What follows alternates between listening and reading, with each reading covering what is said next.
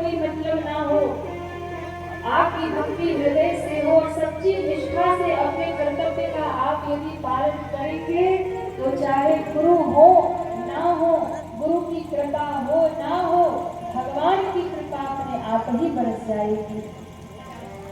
पर आप सच्ची निष्ठा से लगे हो, आप सच्ची श्रद्धा से लगे तो राम जी को आना पड़ा, पूरा जीवन लिया, शबरी का बीत गया, पूरे जीवन भगवान का।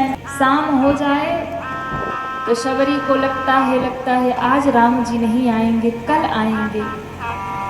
दूसरे दिन निराश नहीं होती है, दूसरे दिन और उत्साह के सब तैयारी करती है, आज राम जी आएंगे, आज राम जी आएंगे। सुबह से शाम हो जाती, राम जी नहीं आते, थोड़ी उदास होती है, पर सोचती है कोई बात नहीं, गुरु जी ने तो कहा है आज नहीं आए तो कल आएंगे। और ऐसे पूरा जीवन बीत गया महाराज, रोज तैयारी है, कुछ भी पूरा नहीं करते, भक्ति भी अधूरी है, भजन भी नहीं बनता।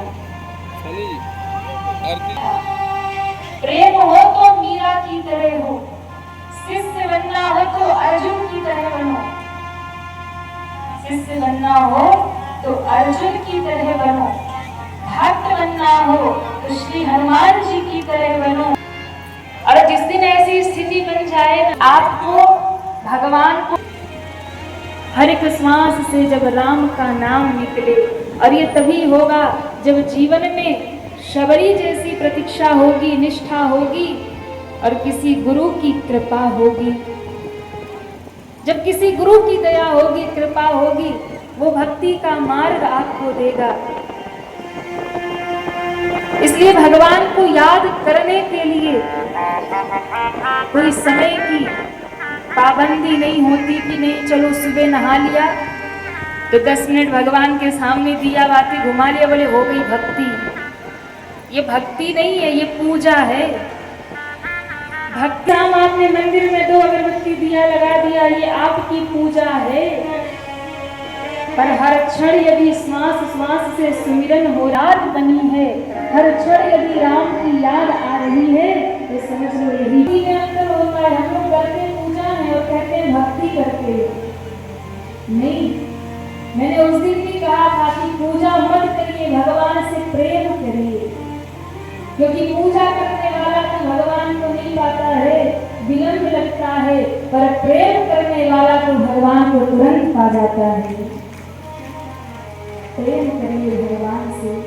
कैसा प्रेम? जैसा प्रेम आप संसार में करते हैं, जैसा प्रेम आप दुनिया में करते हैं, जैसा प्रेम आप अपनों को करते हैं।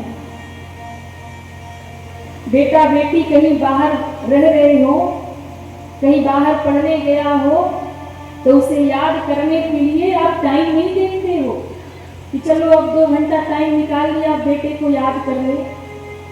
हर समय उसकी याद आती है, खाया होगा नहीं होगा, सोया होगा नहीं होगा, क्या कर रहा होगा, कहाँ गया होगा।